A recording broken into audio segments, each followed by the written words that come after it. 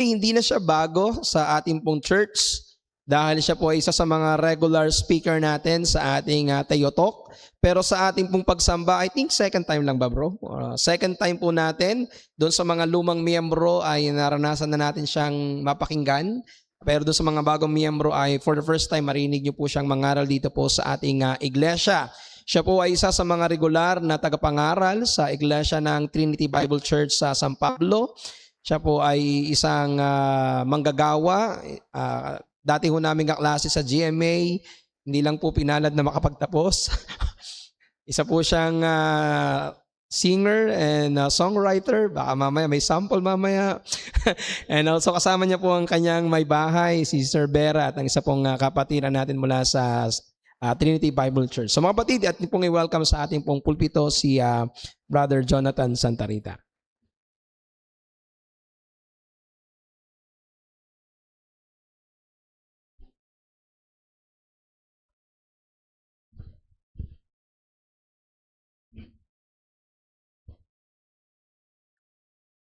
Isang magandang umaga po sa bawat isa.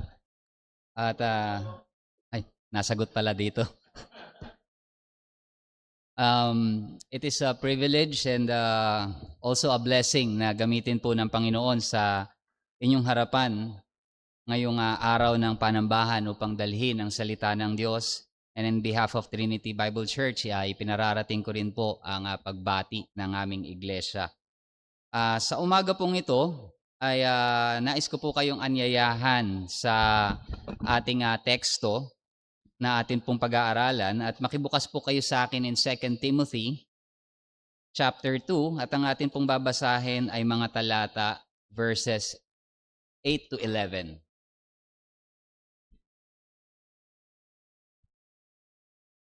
Second Timothy chapter 2 verses 8 to 11, ganito po ang sinasabi. Alalahanin mo si Hesukristo na muling binuhay mula sa mga patay. Mula sa binhi ni David ayon sa aking ebanghelyo, na dahil sa kanya ay nagtitiis ako ng kahirapan, maging hanggang sa pagkakaroon ng tanikala na tulad ng sa isang masamang tao. Ngunit ang salita ng Diyos ay hindi nagagapos. Kaya aking tinitiis ang lahat ng mga bagay dahil sa mga hinirang upang kamtan din nila ang kaligtasan kay Kristo Jesus na may kaluwalhatiang walang hanggan. Tapat ang salita, kung tayo'y namatay kasama niya, mabubuhay rin tayong kasama niya. Tuloy po natin. Kung tayo magtitiis, maghahari naman tayong kasama niya. Kung ating ikakaila siya, ay ikakaila rin niya tayo. Kung tayo'y hindi tapat, siya'y mananatiling tapat sapagkat hindi niya maipagkakaila ang kanyang sarili. Ay po'y manalangin.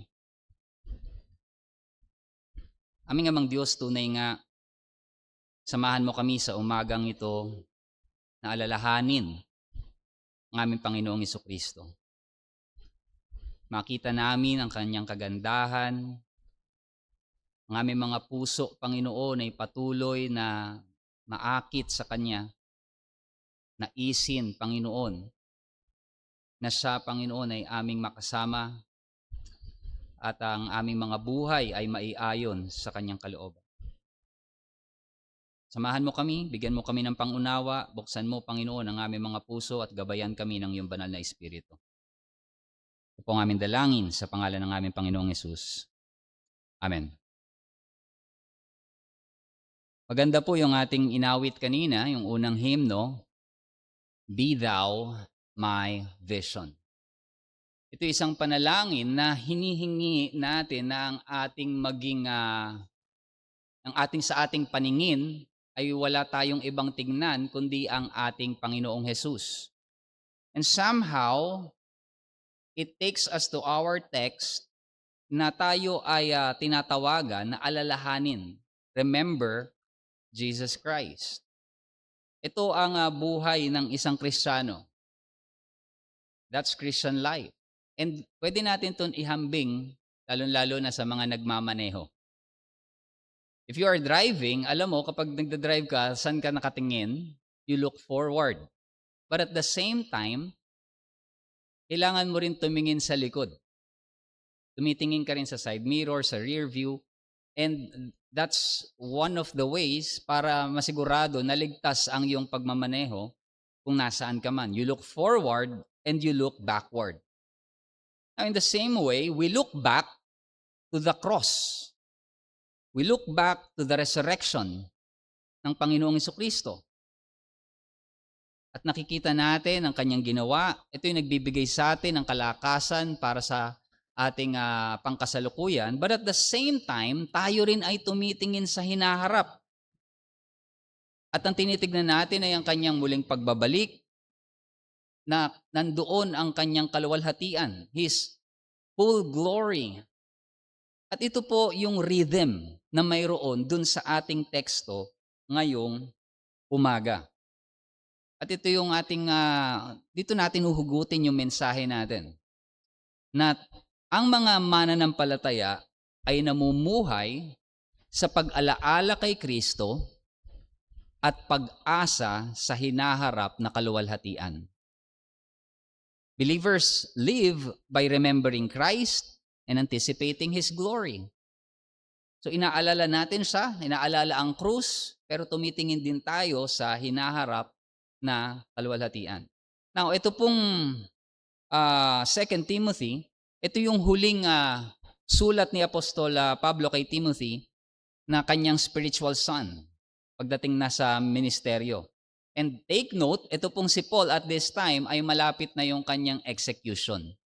Malapit na siyang bitayin. Kaya imagine, nung sinusulat niya to, maaaring alam niya sa kanyang sarili na ito na yung huling sulat niya kay Timothy. And so kung ito, halimbawa, ikaw ito, kung magbibigay ka ng last letter, diba, dito mo ibubuhos yung damdamin mo, yung puso mo. And so, it was written with urgency. Merong malalim na affection para kay Timothy. And isa sa mga rason kung bakit ito isinulat ni Apostol Pablo kay Timoteo was to encourage him, para siya ay palakasin at siya ay mag-endure sa mga pagsubok na kanyang mararanasan, manatiling matatag para sa Ebanghelyo. Pero ang tanong dito, paano niya in-encourage si Timothy? Paano niya pinalakas si Timothy? By exhorting him na sa present time ay mag-endure siya by remembering Jesus Christ and by looking forward to His glory. Kaya yun yung magiging dalawang puntos natin dito sa ating pag-aaral. Remember Christ's resurrection, alalahanin ang muling pagkabuhay ng Panginoong Hesus, and anticipate the future glory of Christ. Umasa sa hinaharap na kaluwalhatian kay Kristo. Tignan po natin ang unang punto. Remember Christ's resurrection. Ang sabi dyan sa verse 8, remember Jesus Christ, risen from the dead, the offspring of David, as preached in my gospel. Well, hindi dito natatakot si Pablo na all of a sudden ay literal na bigla na lang malimutan. Diba? Alalahanin mo. Remember. Baka biglang malimutan ni Timoteo si Kristo. That's not his point. Ang tinutukoy dito na ni Apostle Paul ay isa itong panawagan para sa kanya na mamuhay with the truths of the gospel, yung katotohanan ng ebanghelyo na nakasentro kay Hesukristo, ang Mesiyas na muling nabuhay at naghahari. At ang utos na ito para alalahanin siya, ang Panginoong Hesukristo, ang siyang magbibigay dito sa batang pastor na ito na si Timothy ng kalakasan upang magpatuloy sa gitna ng mga maaaring pagsubok na kanyang pagdaanan. Tignan natin. Ang sabi dito, alalahanin mo, remember Jesus Christ. Ano yung unang bagay na binanggit? Risen from the dead. Muling nabuhay. Kanina, tinignan natin sa scripture reading, ang ating Diyos ay Diyos ng mga buhay. Siya ay buhay. And ang sabi dito, Jesus Christ was resurrected. Ibig sabihin, He was raised up. Alam niyo po yung ginamit na salita dito originally is dito yung resurrection na ginamit po dito is perfect tense. Ang ibig sabihin nun, nangyari ito in the past, sa nakalipas, pero yung resulta niya ay nagpapatuloy up to the present. So something happened in the past, pero nagpapatuloy yung resulta nito at the present. Meaning, itong nangyaring ito, that Jesus is alive, nabuhay siya, He was resurrected, pero ngayon nagpapatuloy itong katotohanan na ito at right this very moment, ang Panginoong Jesucristo ay nakaupo sa kanan ng Ama. Christ is risen from the dead. And why is it binanggit niya dito all of a sudden, the offspring of David? Binhi ni David. Well, because Jesus Christ is reigning at this very moment. Meaning, siya ay naghahari. Siya ang hari ng sanlibutan. Mahalaga yung idea dito na binitawan niya, the seed of David, the offspring of David, kasi dun sa 2 Samuel, chapter 7, 12, and 13, may ibinigay ditong pangako kay David. Pakinggan natin ha. Nasabi dito kay David, when your days are fulfilled and you lie down with your fathers, ang pangako sa kanya, I will raise up your offspring after you. Meron akong binhi, yung binhi mo, itataas ng Diyos, who shall come from your body, at anong sabi doon? I will establish His kingdom. Itatayo ng Diyos ang kanyang kaharian, He shall build a house for my name, and I will establish the throne of His kingdom forever. Walang hanggan ang kaharian na ito ng offspring ni David. And sino yung offspring na yon? Christ.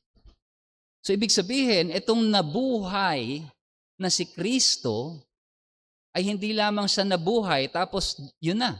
No. Siya ay binhi ni David na ibig sabihin yung pangako na binasa natin dun sa 2 Samuel ay na-fulfill sa kanya. Naghahari ang Panginoong Jesucristo. So parang ang pinapaalala ni Pablo kay Timoteo dito, alalahanin mo ang Panginoong Jesucristo. He's alive. Muli siyang nabuhay at naghahari siya right at this very moment. And ang sabi niya, as preached in my gospel. Kung paanong ipinangaral sa Ebanghelyo ni Pablo. Importante na alalahanin ni Timothy na ang Panginoong Jesucristo kung paano siyang itinuro, ipinangaral by the Apostle Paul. Mahalaga rito dahil itong si Paul ay isang apostol. Ibig sabihin, he has the authority to preach because he is a representative of Christ. Now, napakahalaga na alalahanin natin ang Panginoong Jesucristo at ang utos na ito applies to us kahit sa mga oras na ito sa atin. Hindi dahil kulang tayo sa kaalaman sa Panginoong Jesucristo, ngunit dahil ang ating mga puso ay madalas nakakalimot. Our hearts are prone to drift away. Pag sinabing drifting, hindi ito yung biglaan Slowly. Meron tayong isang hymno na inaawit, part sa huli, meron doon, prone to wander, Lord, I feel it.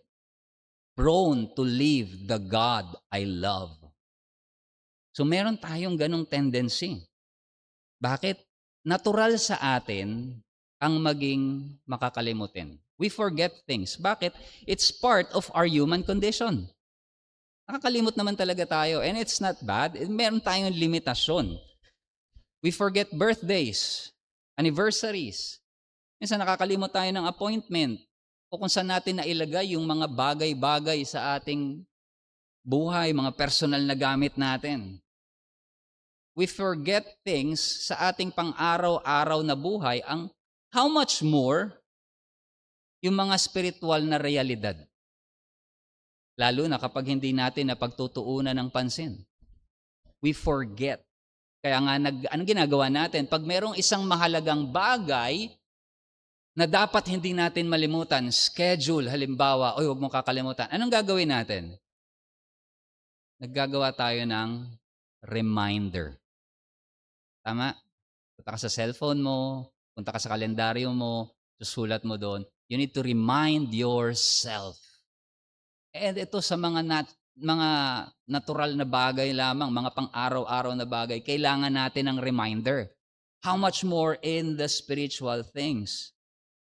At tayo ay binabalaan ng salita ng Diyos sa pagiging makakalimutin.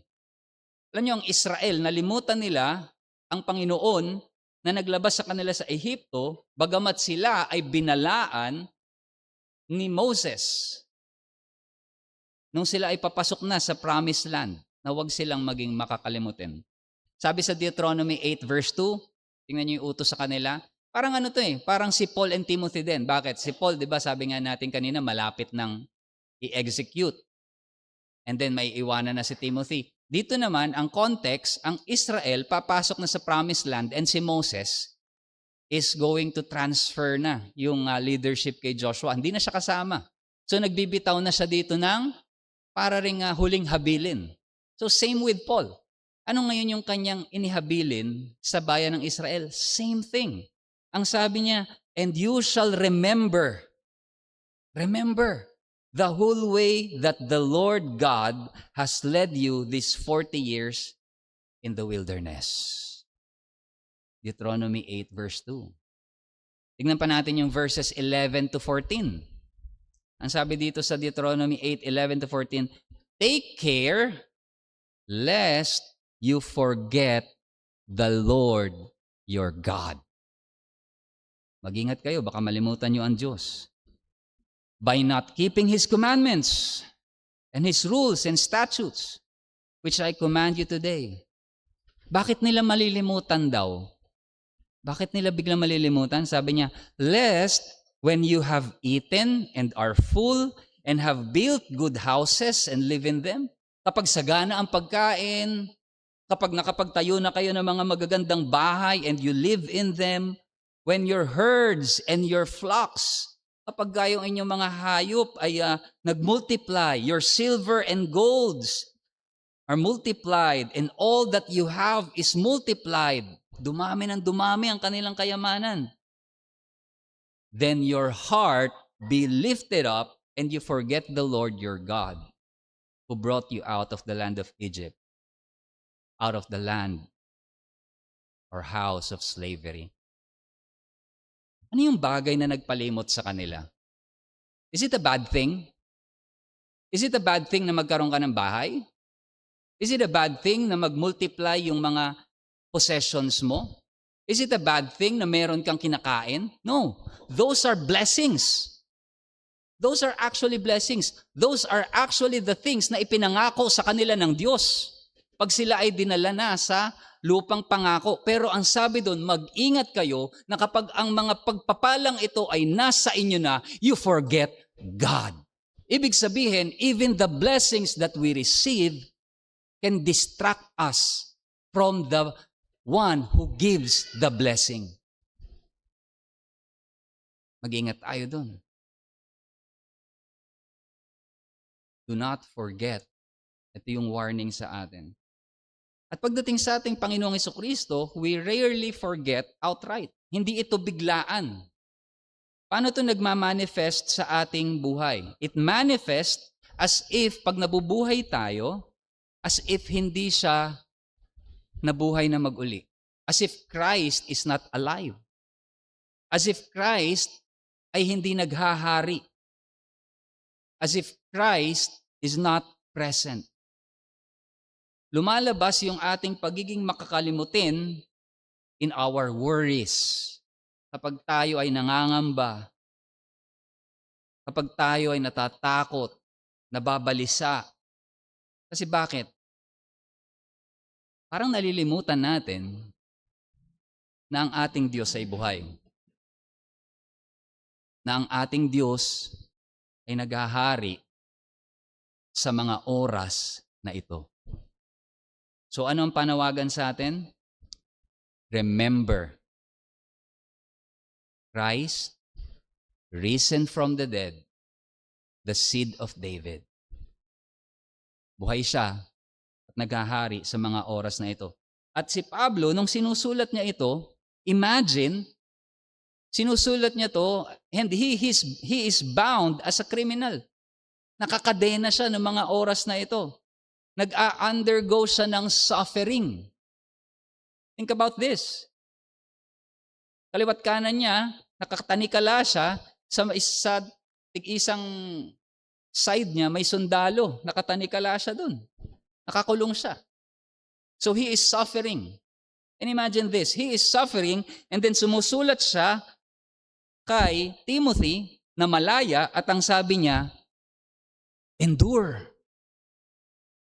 Siya pa yung nag-i-encourage. Mag-endure ka. Why? Because he is enduring right at that very moment in suffering. And how does he do that? By remembering Christ. Siya mismo. This is a first-hand experience sa kanya. That's why kaya niya itong sabihin kay Timothy because right at that very moment nung sinusulat niya to, he is enduring. At ang sabi nga niya, the Word of God is not bound. That means endurance from suffering, ang ating pagpapatuloy sa kalakasan natin sa gitna ng mga pagsubok, in the present, ay sa pamamagitan ng pag-alala kay Kristo at sa kanyang tinapos na gawa at ang kanyang katagumpayan. We remember Jesus who also endured. Ang Panginoong Jesucristo mismo nag-endure ng suffering. He is our example. And think about this. Kung wala ang Panginoong Jesucristo, ang ating mga paghihirap mawawala ng kabuluhan. Suffering becomes empty. Ito'y parang random lang na pangyayari o kaya naman it's cruel.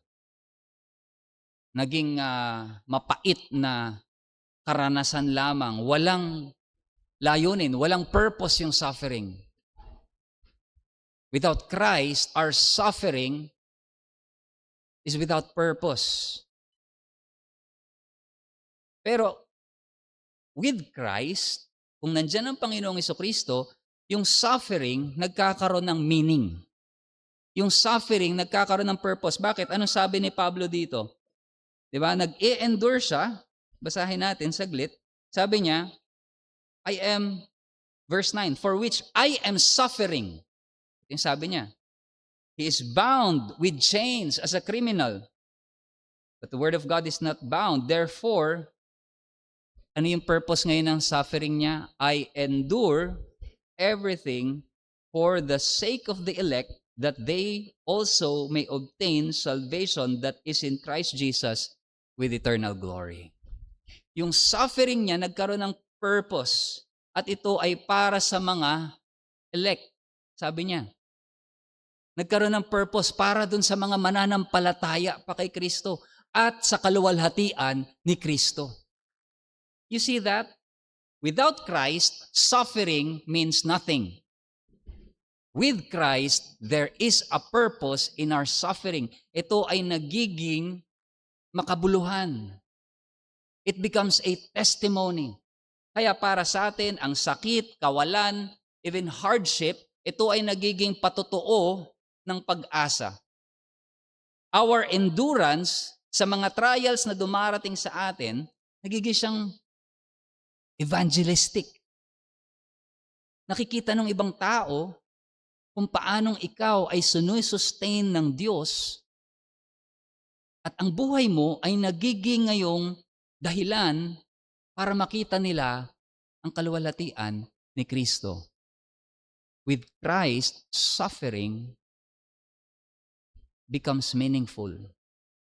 Kaya walang kahit anong suffering, trials, hardship para sa buhay ng isang mananampalataya ang walang kabuluhan. It is always with a purpose. Pero paano natin siya i-endure? Sabi ni Paul, remember Christ. We look back. So, ano natin to i-apply ngayon? Una, of course, magkaroon tayo ng habit to remember Christ. Dahil nakita natin, forgetfulness is natural. Madalas tayo nakakalimot. Then, let's be practical. Let's create habits. Gawa tayo ng habit natin na magpapanatili ng ebanghelyo sa ating paningin. Be thou my vision.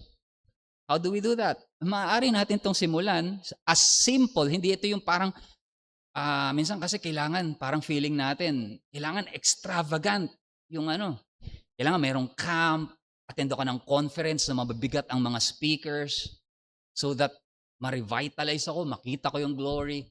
It's not like that. It starts with the ordinary simple thing. And it can be as simple as simulan mo ang iyong araw with Scripture. Begin each day with Scripture. Manalangin ka ng may pasasalamat sa soberanong paghahari ng Diyos.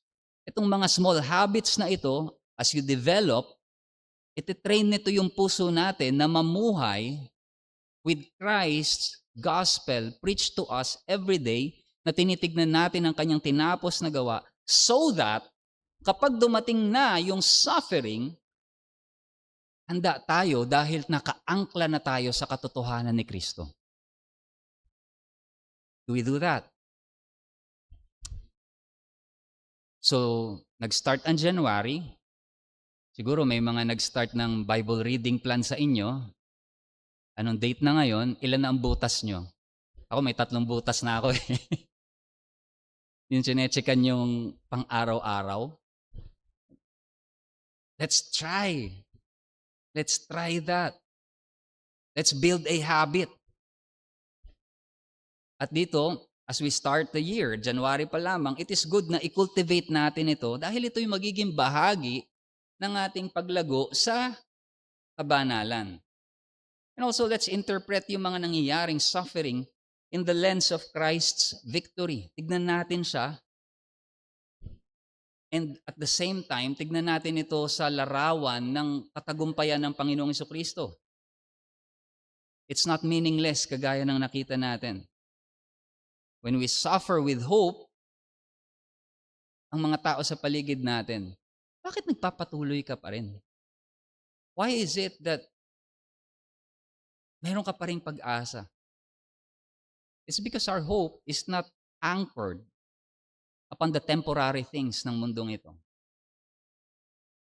kundi sa ginawa ng Panginoong Jesucristo. So tayo ay mamuhay sa bawat araw na alam natin, sa araw na ito, si Kristo ang naghahari. Yes, there may be things na hindi favor sa'yo, unpleasant, maaaring nagpa-check up ka and then may sinabing hindi maganda ang doktor sa kalusugan mo.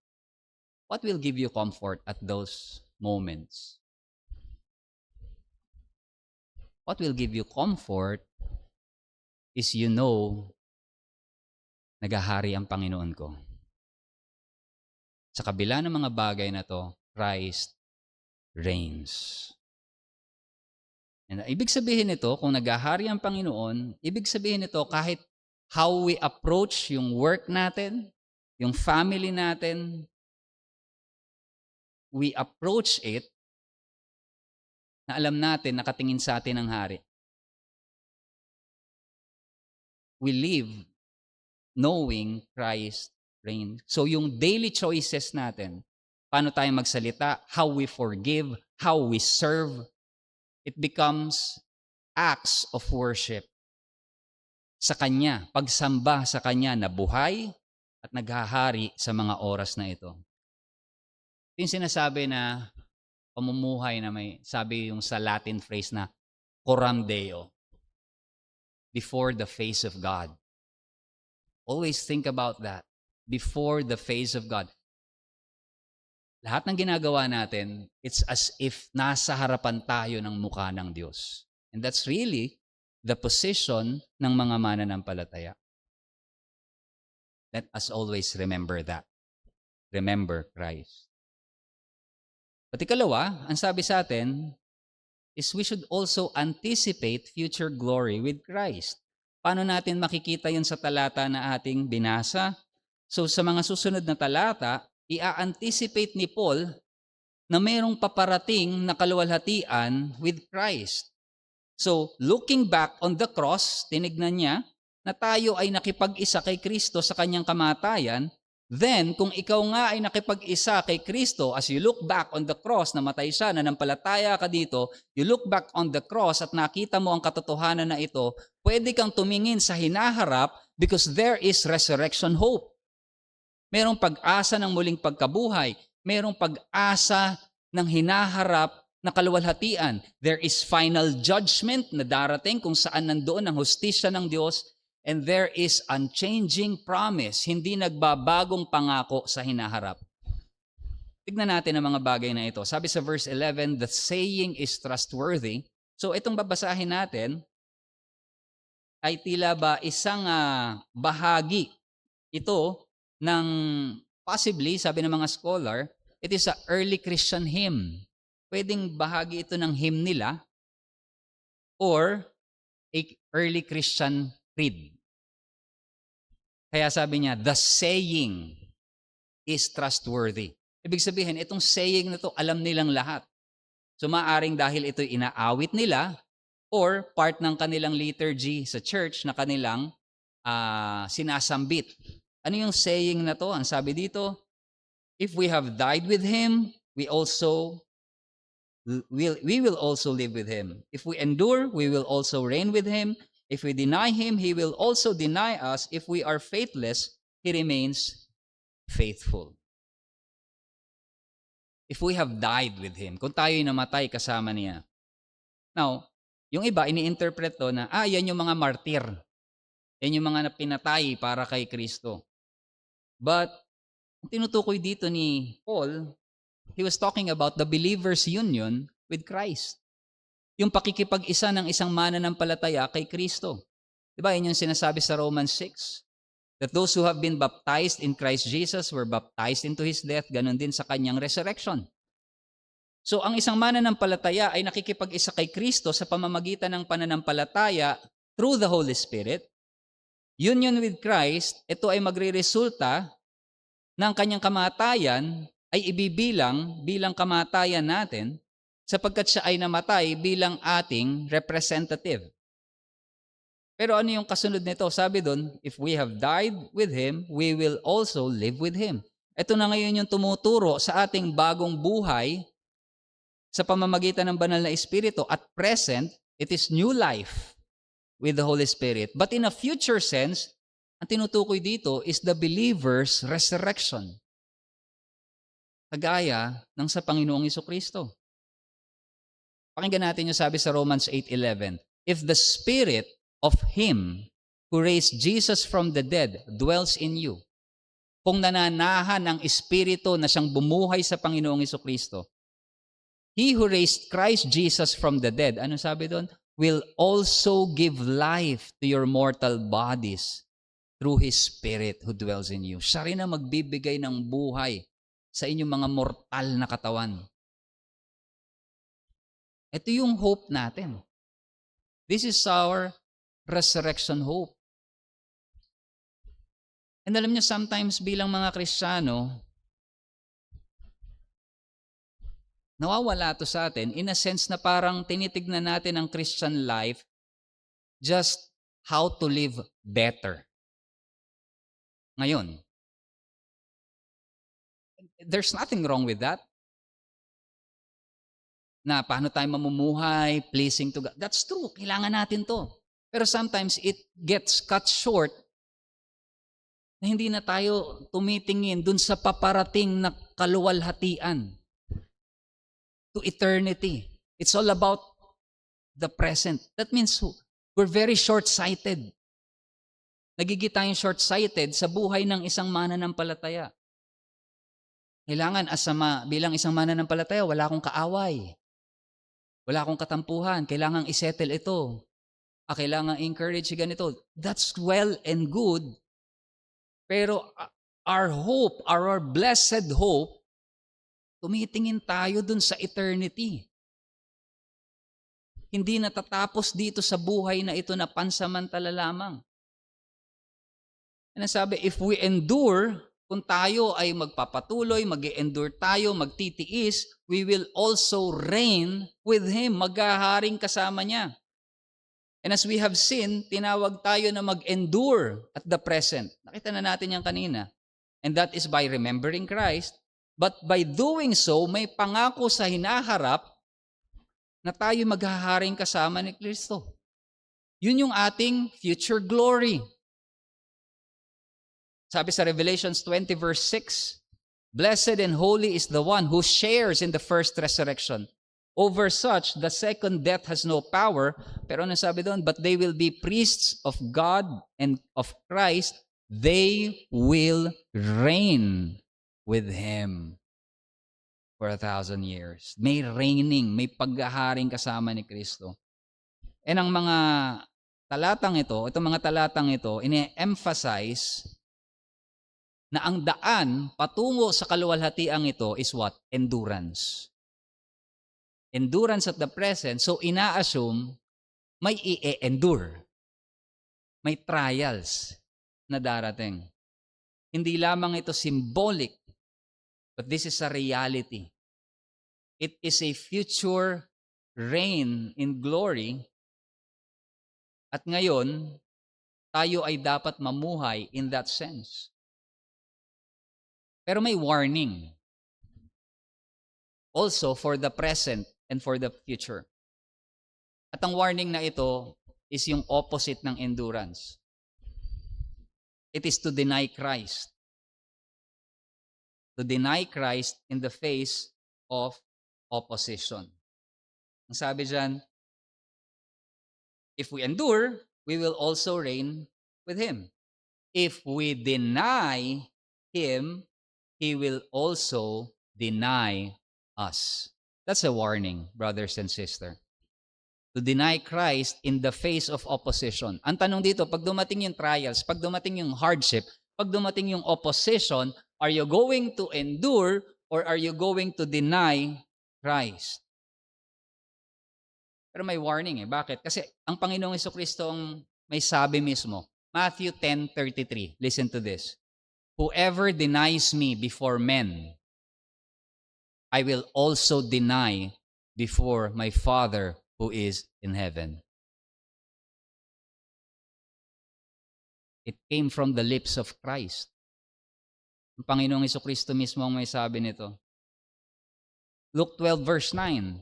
"But the one who denies me before men will be denied before the angels of God." Do you deny the lordship of Christ? Kapag itinanggi mo ang paghahari ni Kristo sa buhay mo, and you will be denied in the final judgment. Ito ay babala, mga kapatid, para sa mga hanggang ngayon ay tinatanggihan pa rin ang pagkapanginoon ni Kristo. There is a judgment that awaits.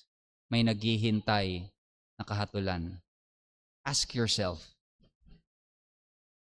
why are you here? Hindi pwede kang parang 50-50 dito. It's either you endure or you deny. But the following part is an assurance para dun sa mga tunay na mananampalataya.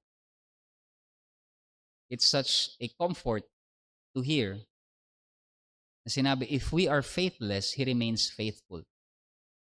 An unchanging promise, for He cannot deny Himself. Ang tinutukoy dito is yung temporary unfaithfulness ng mga mananampalataya na something na pwedeng ma-renew through repentance.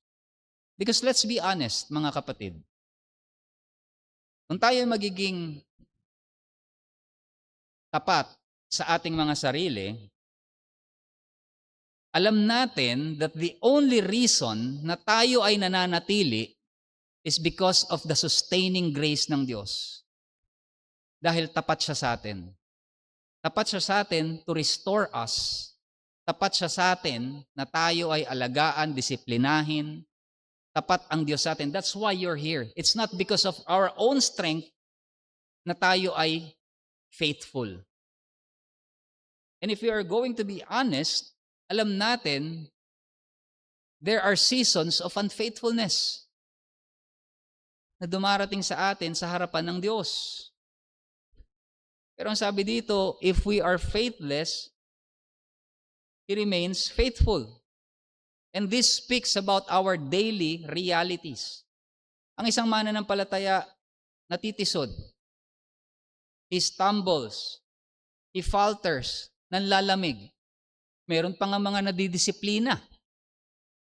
It's a reality. But here's the thing. God will not abandon His people. Hindi niya papabayaan ang kanyang mga anak. Ang kanyang katapatan ang siyang magpapanatili sa kanila. His faithfulness will sustain us. Ang tinutukoy na faithfulness po dito, mga kapatid, is yung unwillingness ng Diyos, yung hindi niya pagpayag to give up His people. Sa kabila ng kanilang mga pagkukulang, their unholiness, hindi kasing consistent. Meron ba sa atin na consistent sa ating paglakad sa harapan ng Diyos? Na masasabi natin na, well, for 5 years, I have been spiritually consistent to the Lord. Alam niyo, meron kami dating kaklase sa GMA. Lagi ko ito naaalala. Nagkikwentuhan kami. And habang nagkikwentuhan kami, tunog ng tunog, every 5 minutes, tumutunog, nag-a-alarm yung relo niya. Kada nagkikwento kami, napuputol yung pag-uusap namin, titingin siya sa relo niya, tapos papatayin niya. Tapos, sige, ano yun? Sabi ko, ba't ba tunog ng tunog yung relo mo? Sabi niya, kasi every 5 minutes, chinecheck ko kung nagkakasala ako sa puso ko at sa aking isipan. Consistent. Pero, ewan ko, nung time na yon, parang sabi ko, parang ang hirap ng ginagawa mo. Nagkataon pala, ang kanyang binabasa noon ay si John Wesley, perfectionism. So, medyo naging extreme siya dun sa side na yon. So, we have the talk and about that. But here's the thing. Kahit pag gawin natin yun, everything about us is tainted with sin. The only reason na tinatanggap tayo nakakalapit sa Diyos is because of the grace of Christ. Even dun sa mga araw na isipin mo na, kapatid, yung pinakang best spiritual day mo. Yung the best, yung paggising mo, thank you Lord. Nasaan ang Bible ko? I will pray. Sabihin na natin yung best spiritual day mo. Here's the thing. I-compare mo yung best spiritual day mo dun sa worst. In both days, you need the grace of God. Walang araw na hindi mo kailangan ang biyaya ng Diyos. Regardless if it's the best or the worst spiritual day. Yung paglakad sa harapan ng Diyos. And so yes, we are not consistent as we should be. But here's the thing. God is faithful even when His people are not.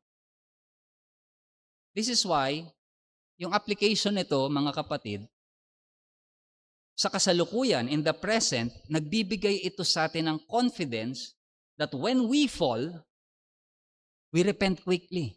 Maaari tayong bumalik agad. We can come to Christ to rise again right after our failures. Sapagkat yung biyaya niya yung nag-a-uphold. He remains faithful.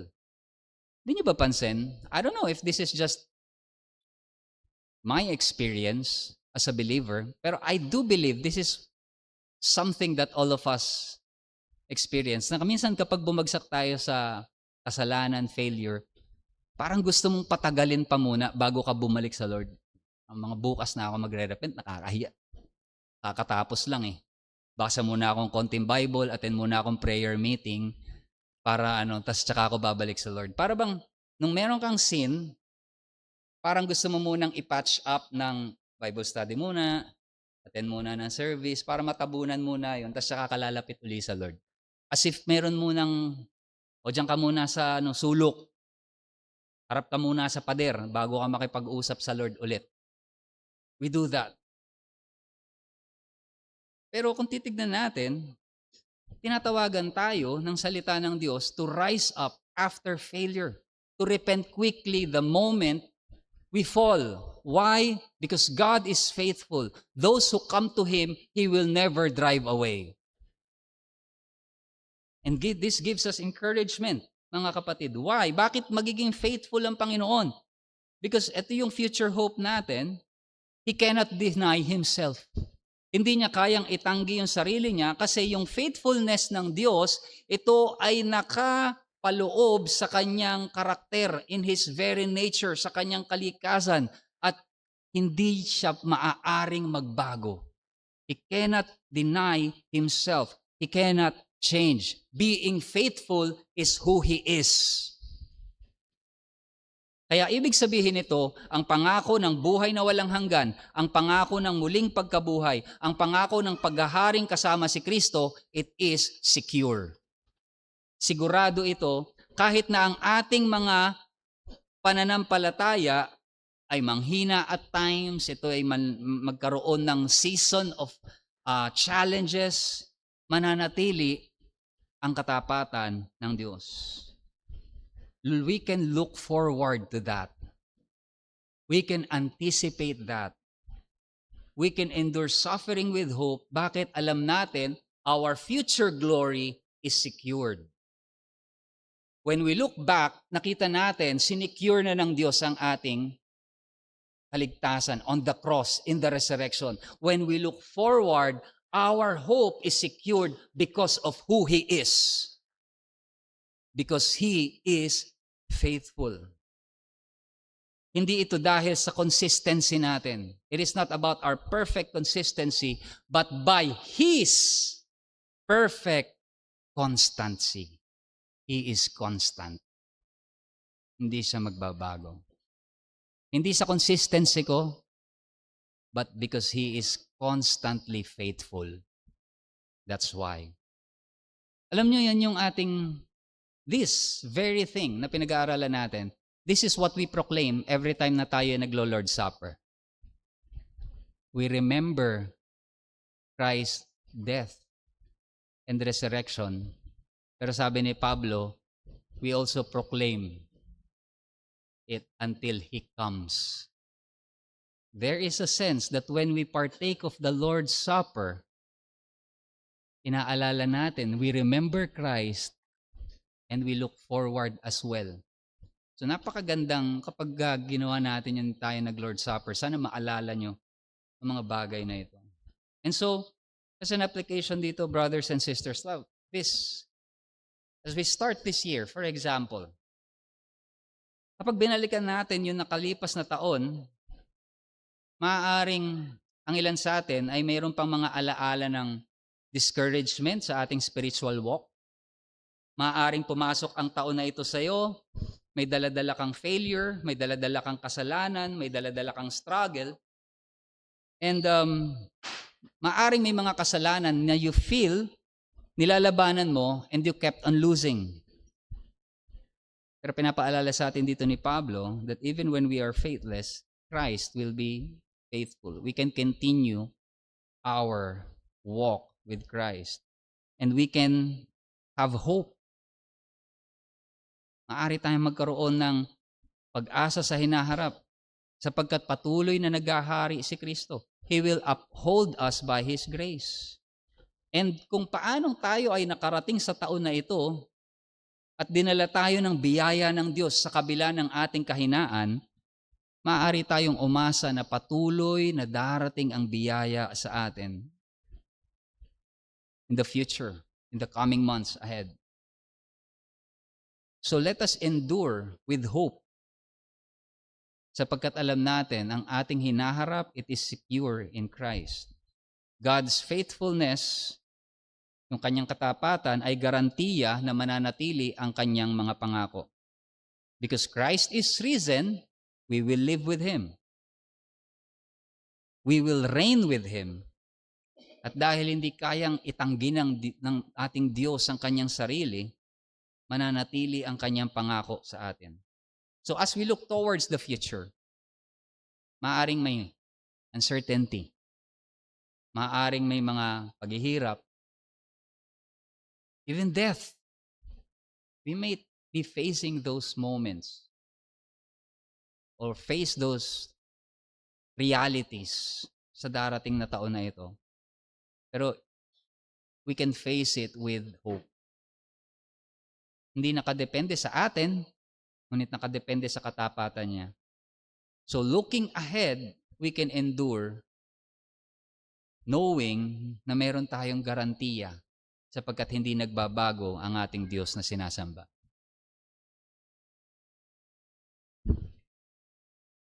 You know, this month of January, alam niyo ba kung saan kinuha yung January na pangalan? It came from a Roman god na si Janus. Itong si Janus, ito yung Roman god with two faces. Isang tumitingin pabalik and isang tumitingin forward. Siguro, inilagay nila ito sa month na ito because nandun siya sa pinakang posisyon na pagpasok ng taon, very fresh pa. You still look back to the past year, but at the same time, ina-anticipate mo yung paparating na taon. And that is the very picture of us. We look back.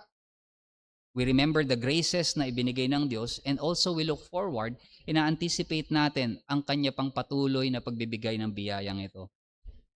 And this is the very posture of Christian life. Nabubuhay tayo sa tension na to. Every believer lives between two horizons. We look back to Christ's finished work and resurrection, and we look forward sa Kanyang pangako and future return. Ang nakalipas ay binibigyan tayo ng kasiguraduhan para sa kaligtasan na ating tinanggap at ang hinaharap ay kasiguraduhan naman para sa pag-asa na ating tatanggapin. So, challenge for us, let us live facing both ways in this tension. To remember Christ, anchored in the memory of the cross, na nagpapalakas sa atin in the present at tayo ay ini-encourage to move forward as we anticipate the glory. So, ang challenge sa atin dito mga kapatid, let us remember Jesus Christ, risen, reigning, nagahari, and yet look ahead with confidence sapagkat alam natin ang ating Diyos ay tapat. He is faithful. He will sustain us. Tayo po'y manalangin. Aming amang Diyos, tunay nga, kami nagpapasalamat sapagkat maaari kaming tumingin sa aming Panginoong Jesucristo at makita ang Kanyang ginawa para sa amin doon sa krus. At ito ay nagbibigay sa amin ng kasiguraduhan